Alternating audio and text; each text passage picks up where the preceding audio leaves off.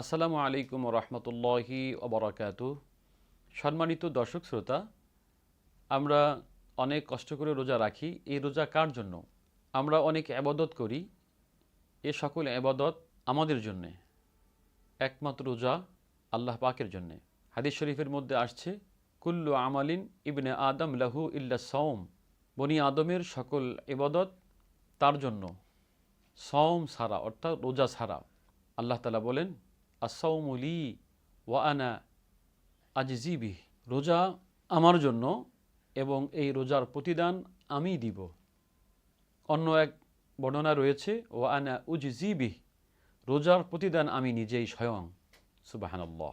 দর্শক শ্রোতা, নামাজ মানুষ দেখানো হয়, যাকাত মানুষ দেখানো হয়, হজ মানুষ দেখানো হয়, কিন্তু রোজাটি গোপনে হয়।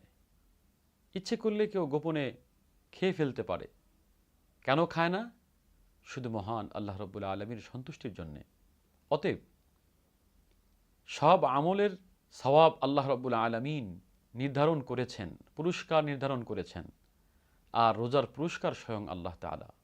বলুন তো, কাল কিয়ামতের ময়দানে যদি আল্লাহ তাআলা বলেন, হে রোজাদার, তুমি আমার খুশির জন্যই রোজা রেখেছিলে, আসো আজকে তোমাকে আমি পুরস্কার দিব, বলেন তো সেদিন কেমন লাগবে? অতএব আসুন, মহান রবের সন্তুষ্টির জন্যে আমরা সিয়াম সাধনা করি, রোজা রাখি, ইখলাসের সাথে, সহি নিয়তে।